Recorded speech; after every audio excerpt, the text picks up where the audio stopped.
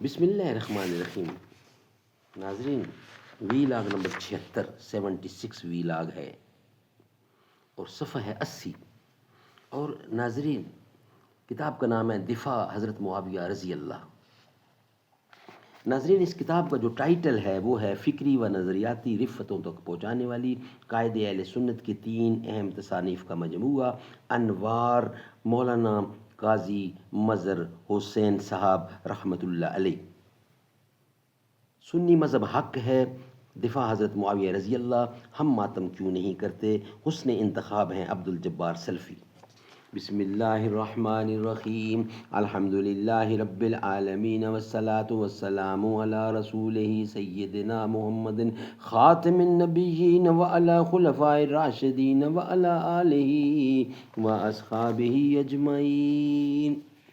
زباں پر مومنوں کے جب بھی ذکر تاجدار آئے تو اس کے بعد لازم ہے کہ ذکر 4 یار آئے. ابو بکر و عمر عثمان و حیدر جب بھی باغباں ہوں تو پھر کیوں کر نہ باغ مصطفیٰ میں ایک بہار آئے. رب صلی وسلم دائما ابدا علی حبیبک خیر خلق کل یمین. صفحہ نمبر 80.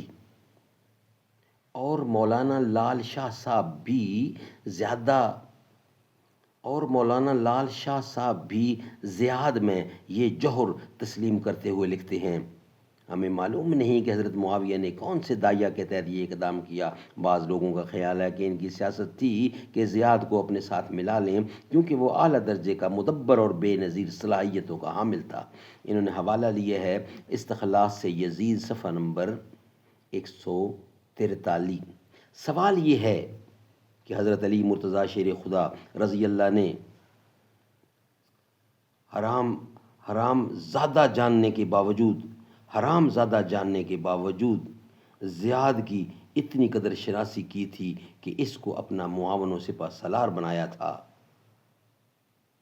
یا اس کو حلال زادہ قرار دیتے تھے؟ یہ کوشچن ہے. حافظ ابن حجر اسقلانی محدث نے اس سلسلے میں گواہوں کے نام درج کیے ہیں اور منظر کی یہ شہادت نقل کی ہے: انہو سمع علی اشہد ان ابا سفیان قال ذلک الف لام خ منظر. یعنی ابھی یہ تحریر چلتی ہے، نے یہ شہادت دی کہ میں نے حضرت علی سے یہ سنا تھا کہ آپ نے فرمایا تھا کہ میں گواہی دیتا ہوں کہ ابو سفیان نے یہ کہا تھا کہ زیاد میرا بیٹا ہے. الصحابہ فی تمیز الصحابہ جلد 3 صفحہ نمبر 42 اور 43 کا یہ حوالہ دیا گیا ہے. اصحابہ کی یہ مکمل عبارت میں نے اپنی کتاب مودودی مذہب میں درج کر دی ہے. 21 فرما رہے ہیں.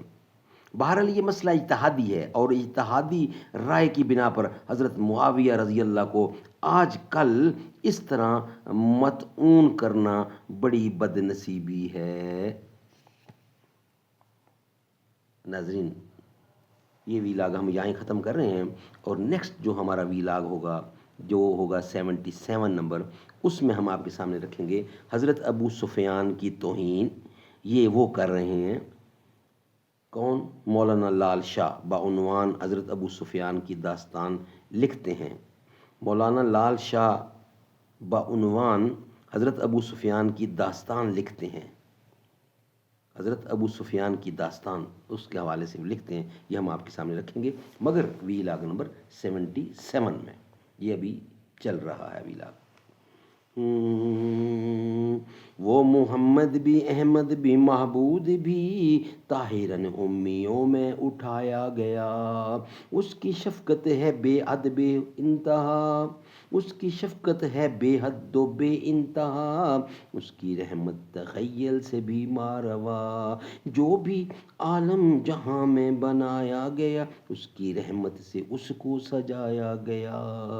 سب سے پہلے مشیت کے انوار سے نقش روئے محمد بنایا گیا، پھر اسی نقش سے لے کے تاوانیاں، پھر اسی نقش سے لے کے تابانیاں، پھر اسی نقش سے مانگ کے روشنی، بزم کون و مکان کو سجایا گیا سب سے پہلے مشیت کے انوار سے، اس کی رحمت تخیل سے بھی ماروا، جو بھی عالم جہاں میں بنایا گیا، اس کی رحمت سے اس کو سجایا گیا۔ کس لیے حشر کا ڈر ہو قاسم مجھے، میرا آقا ہے وہ میرا مولا ہے۔ کس لیے حشر کا ڈر ہو قاسم مجھے، میرا آقا ہے وہ میرا مولا ہے، وہ جس کے قدموں میں جنت بنائی گئی، جس کے ہاتھوں میں کوثر لٹایا گیا۔ سب سے پہلے مشیت کے انوار سے نقش روئے محمد بنایا گیا۔